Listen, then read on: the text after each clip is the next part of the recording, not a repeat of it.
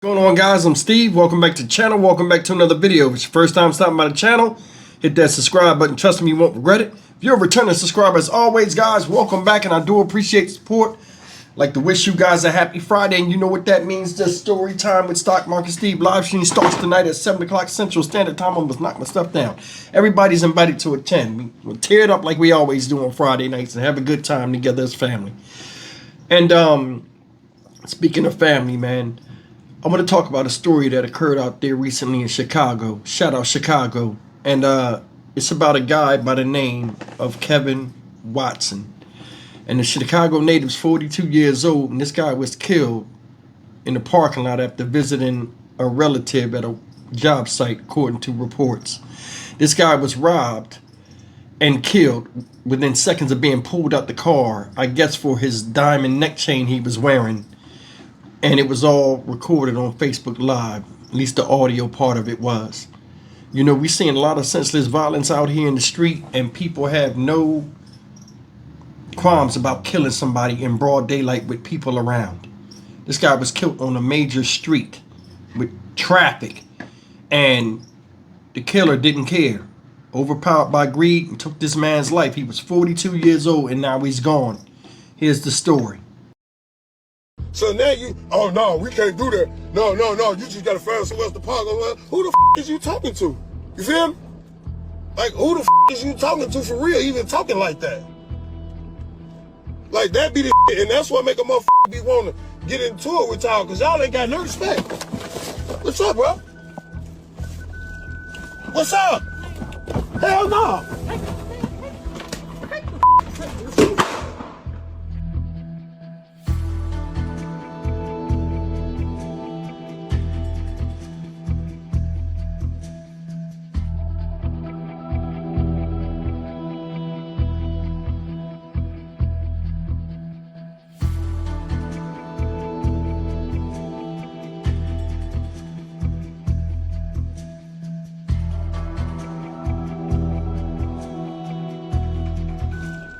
What's up? Hell no.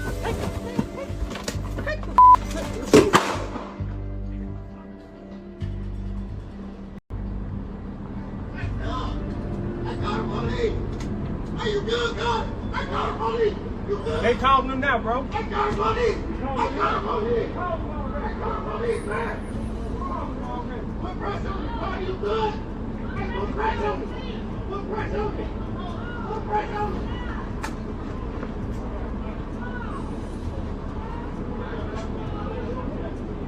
Hold on. Talk to me. Talk to me. Talk to me. Talk to me. Talk to me. Talk to me. Talk to me.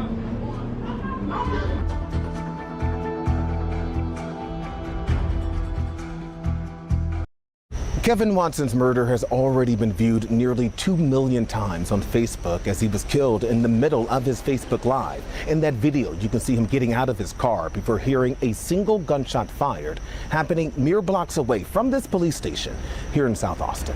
Get into it with y'all, because y'all ain't got no respect. What's up, bro? What's up? Kevin Watson's final moments captured on Facebook Live as gunfire rang out in this parking lot Wednesday evening on Madison near LeClaire Avenue in Chicago's South Austin neighborhood. He was choking for breath. He was trying to struggle to breathe. All of it unfolding right after Watson left his cousin's job at this nearby liquor store to begin his Facebook Live in his car. I wouldn't let him walk out the store. I wouldn't let him walk out the store. He's a good man for this community. No matter what he done, he helped people, you know? He helped me get this job in there. Close friends turned heartbroken witnesses say as Watson was walking to his car. He was talking to a guy, and he was going to his car, and then the guy followed behind him. So when the guy followed behind him, pulled a gun on him. So he was trying to wrestle with the gun, and the gun went off. Police say the 40-year-old was shot in his chest. I rubbed his palm, and I squeezed his hand. He wouldn't squeeze back. Relatives tell us he leaves behind a 6-year-old son and say Watson was killed just weeks shy of his own birthday. We're gonna have to figure out how to move on and be strong day to day and help each other get past this, because this didn't just hurt one person, this hurt a lot of us. Police haven't given a motive behind the shooting. So far, no one has been arrested. Seen it. That's what happened to Mr. Kevin Watson, 46 years old, had a 6-year-old kid, and just sitting in his car, and lost his life. Now, first time I looked at that, you could see the fear in that man's face. And I want you to think about that. These people nowadays, they pull that gun, use it as an instrument of death, wave it in front of your face to get a reaction, and then use it if necessary. All of this over a chain. Now, they said he had a diamond-studded chain on. Yeah, he's the victim. But at 42 years old, being from Chicago, you should know you can't run around with shines on anywhere in the United States now, especially with the envious of other people that want what you possess. That's a custom chain. And I'm sure it cost a lot of money. And him wearing that value on him, other people seen it and decided that was worth more. The opportunity of taking that was worth more than his life. I want you to just sit back and think for a second. In the culture we have today out here in the streets, there's no honor, there's no loyalty, and there damn sure ain't no forgiveness. So why do these people get due process in the court? I thought he was snatched out the car when I first saw it. He jumped out the car to try to stop the guy from pointing the gun at him, and he wound up losing his life. Now, I've been in positions like that before where I luckily got my hands on guns when people have been trying to stick me up. And a lot of people are like, oh, well, I would have just gave the chain up and this and that. This is the thing a lot of people don't understand about when you get robbed at gunpoint, because it happened to me multiple times. Everything slows down, for one. And another thing is your instinct to either fight or flee, it ranges from person to person. You know what I'm saying? I'm more than sure when he jumped out, because it was in a split second, I'm more than sure he probably think he could have took that back, but it was too late because his mind and motion was already in action. It's fucked up. This guy has a kid. People will run up on you and just see you and see what you got and look through you for your possessions, take your life and not know who you are or who's dependent on you or how important and loved you are by people that they don't see. They only see the material shit. How devilish is that? That's some devil shit. And in my opinion, that's some hate shit. See, I think a lot of people talk about hate crimes and this and that because it can be people of other colors or people of religion. Shit like that is a hate crime. You gotta hate yourself and others, humans, to do that type of shit over some fucking material items.